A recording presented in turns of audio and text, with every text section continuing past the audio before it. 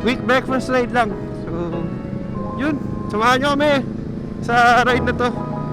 At ito yung mark my first ride ng 2025. Yun. Gusto ko lang din bumati sa lahat ng makakapanood na itong video. Merry Christmas at Happy New Year sa inyong lahat. Sana masarap yung kinain noong nakaraang Pasko at bagong taon. Sana walang mga naputokol sa inyo ngayon.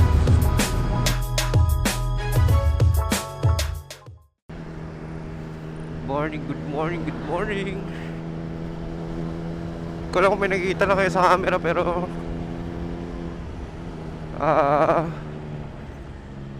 quick breakfast ride tayo sa Batangas. Lomi ride lang with the family. Usual lang ulit ng mga kasama, Rebel at saka si Ninja 400.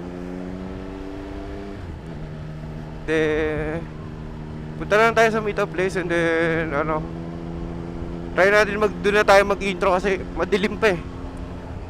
So time check 5:47 pa lang AM. O madilim-dilim pa. Ngayon January January 12. Hindi pa summer kaya ang tagal pa lumiwanag.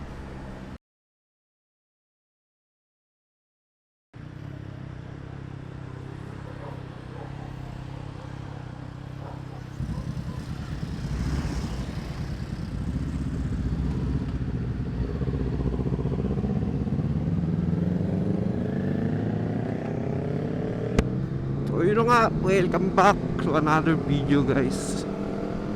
So ito na may kasama natin. Sama wala ulit natin yung tropa natin sa Greenwood na si Hubert. So lineup natin ngayon is Rob, Rebel, Spear. Lagi naman Spear namin Rebel. Kawasaki Ninja 400 tsaka to si 400. Kapatid. Kapatid yung motor nila. Then yung sa atin Trident. Apat kami ngayon. Sana di kami umalan kasi ulanin kasi parang maulap yung panahon. Punta kami na sa Liam's Lomi House sa Batangas yan. Quick breakfast ride lang. So yun, samahan nyo kami sa ride na to. At ito yung mark my first ride ng 2025. Di counted yung una nung pumunta kami sa Honda Makati. So yun, meron pala na akong upload nung pumunta kami ng Honda Makati nung pa-change yung Rebel. Kaso sira yung audio ko, di ko alam bakit.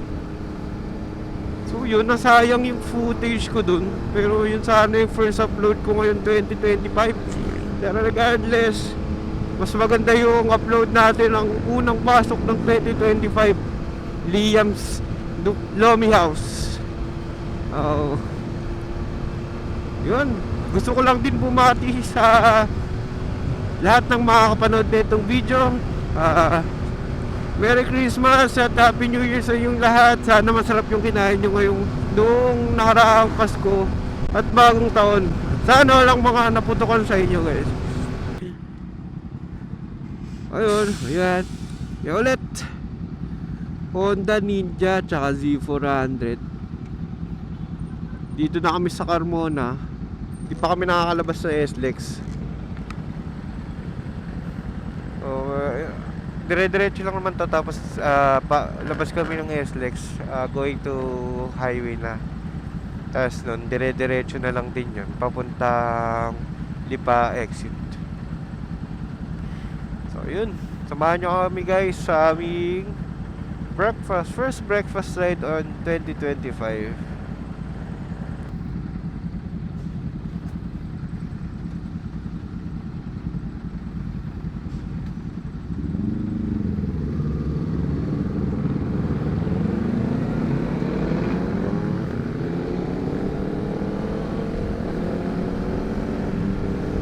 Kala mo mga hataw eh, pero hindi, kahit stoplight, hindi kami ganong mahataw pagka may mga backride talaga. Chill ride na talaga yan. Pero, pag ewan ko pagka sa ulo kasi, usually papanood natin sa mga motor di pa pagbabackride. Pagka stoplight talaga, kala mo F1 eh, pagka tut, tut, tut, boom, nawala na lahat. Pero pagka gantong pagka gantong may mga background talaga, ang chill ride lang kami. Kahit gusto namin, biglang may kukurot eh.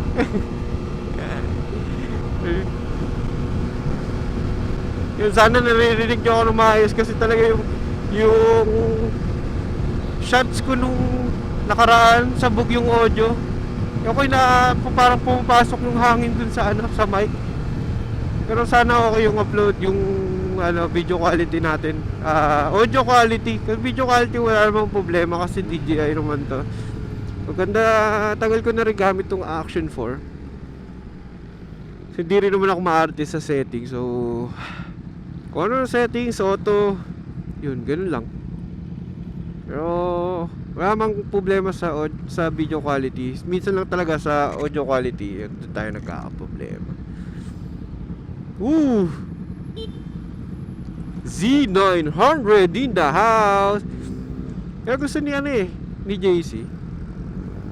Kung kukuha sila ng Z900.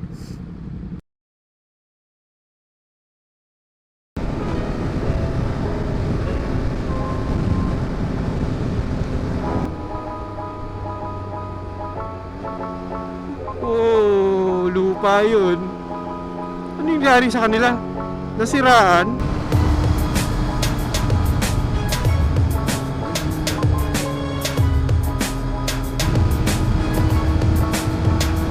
Let's go!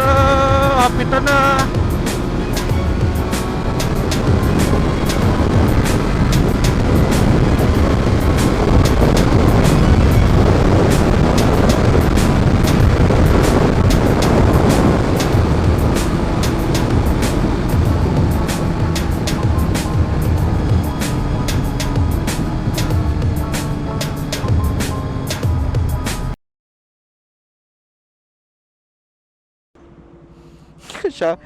Shoutout sa nagtapon na itong mga ihi niya dito. Sito yan guys. Bote-bote ng ihi. Grabe, Diyos ko lods.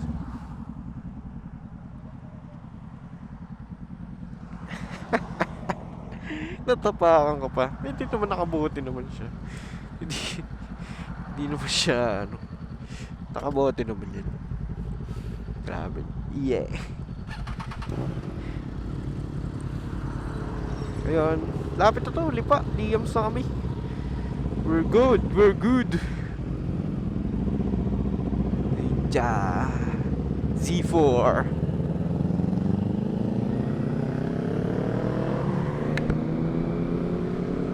Diba? Tatango ka lang sa mga taga Big Bike community, tatanguhan ka rin. Diba? Regardless kung anong dala mong motor. Ganun lahat, diba? No brand wars. Kasi siya yung iba naman, nagsastart talaga sa mga lower CC, diba? Malay mo, yun lang talaga yung afford nila at that time. Hindi mo rin masasabi, oh.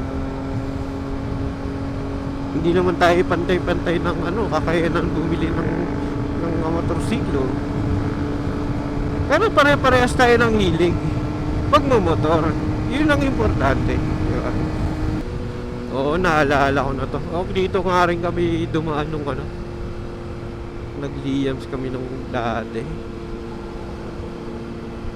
Tagal na kasi nun eh.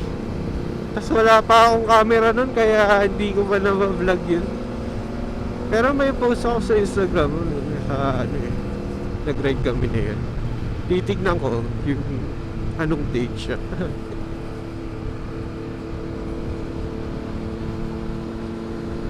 Naalala ko lang dito, memorable kasi to kasi sinubak kami ng ZX6R dito. Grabe yung hiyaw ng ZX6R.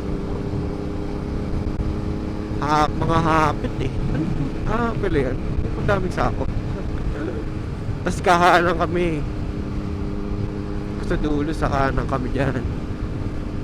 May bago ng daanan. Bakit pala tayo dati eh. Pero diretso ata kami. Hindi kami dyan. Dun sa may kanto kanan.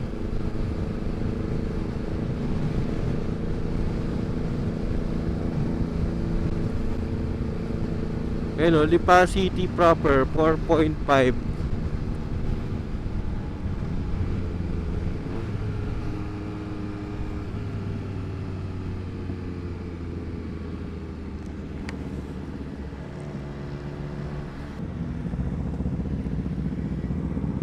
Malapit ko na ma-achievement unlock tong ano, itong Trident. Kasi itong Trident, sa mga di nakakaalam, installment ko kasi kinuha to eh. Tapos 13k monthly siya for 36 months, so 3 years. Ngayon this year, nung December, kaka 2 years na. So isang taon na lang to, matatapos na. Matatapos ko na siyang hulugan.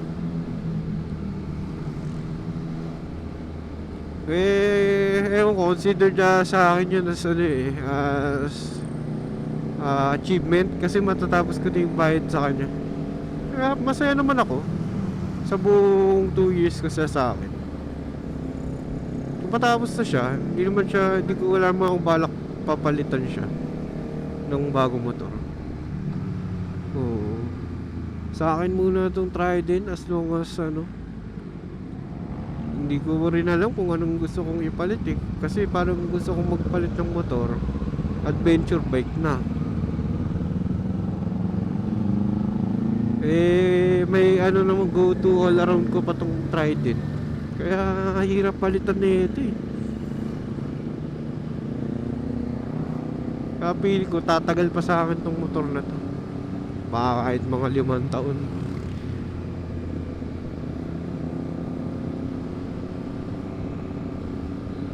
Papalitan ko na lang to pagka talagang ready ka na magpalit. Hindi ko alam kung naked or yung mga ano ba, mga naked na medyo sporty or naked na mga, may Royal Enfield pala dito. Oh, Royal Enfield oh. Oh, tas Honda oh. Yun Honda oh. Dito pala yung bagong Honda. Ayun yung Honda oh. Ah. Wow. Ano? Ang Honda.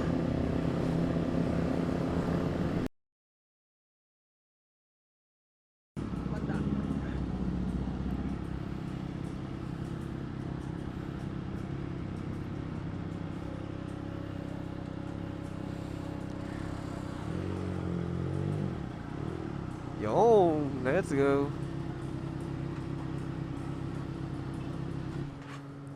Hey, dito na kami sa Liams.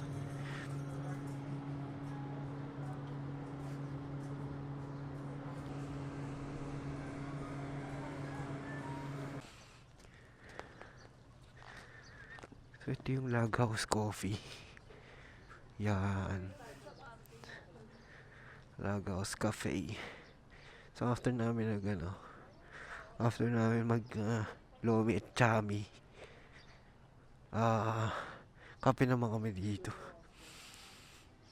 Ganda rin dito. Klase yung lugar. Oh. Kape naman. After mag-Chami, Lomi, kape naman ngayon. Disaster for recipe for disaster yun.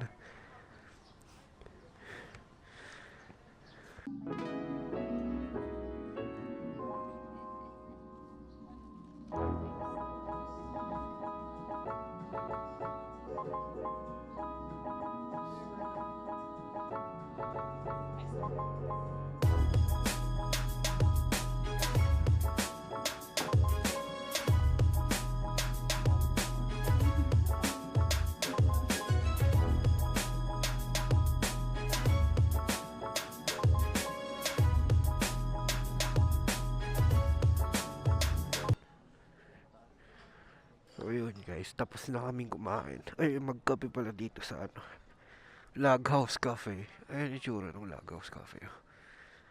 Aesthetic siya. Ano dito, medyo private yung lugar. Yan o. Napaka Baguio vibes ng lugar. Pero maliit lang siya. So, ako hindi ba siguro mga large group, pero parang pang mga small groups. Ayun. So, wala namang problema kasi ilan lang naman kami.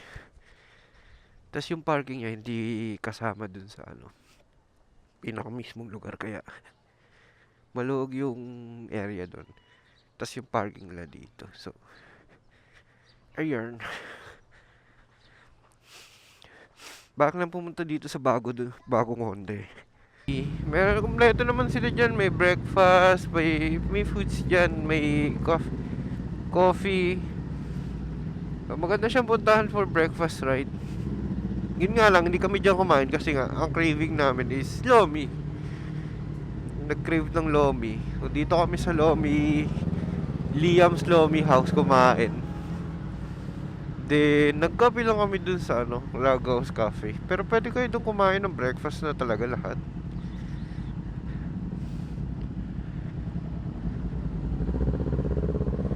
Check nyo yun, guys. Dito yan sa Batangas. Lipa, Batangas.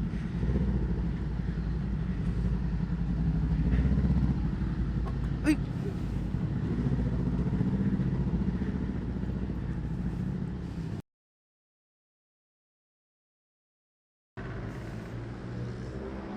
Ito, Motorrad Alley.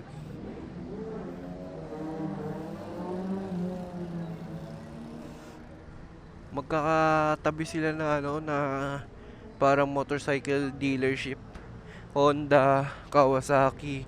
Ito Newmar motorcycles, parang halo-halo rin ng mga motor. May Vespa, Aprilia, Royal Enfield. Mamaya tingin tayo sa Royal Enfield kasi gusto ko makita yung Guerrilla. Pero kasi nagtitingin ng motor sa yung pamangking kong na Ninja 400. Balak ata bumili ng motor. So ang type na kasi yung CBR 650R, CB 650R na e-clutch na black. Ayun. Pero nagdadalawang isip siya kung Z9 or yung CB 650R nga. Ito, Kawasaki. Pasok tayo sa loob para magulo yung utak niya kung anong pipiliin niya. So yun, tapos na kami dito sa Motorrad Alley, Lipa. Check nyo to, guys, bago lang to eh. Last week lang to na buksan. Kompleto to. So may Honda, may Kawasaki, may Vespa, may Royal Enfield, may Aprilia. So dami nilang kine-carry na madami silang kine-carry na motorcycle branding. Pero ang pinunta talaga nila dito is yung Honda CB 650R at saka yung Z900. Kasi nag-iisip sila kung anong bibili nila sa dalawa. With the price naman kasi lapit lang sila. And then ang magiging distinction na lang talaga kung ano yung mas trip mo, ano yung itsura, tsaka ano yung preference mo as a rider, kung more on classic looking bike ka ba or more on sporty looking bike, kasi napakalayo ng itsura nila. O hindi sila parehas ng category, pero parehas silang naked bike ka. And then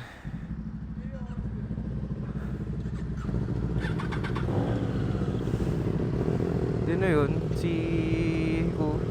naman tinignan yung Vespa. Balak din natin na kumuha ng na Vespa na motor, yung 125cc ng Vespa. Cute din naman, cute din. So ako, syempre sabit lang tayo dito.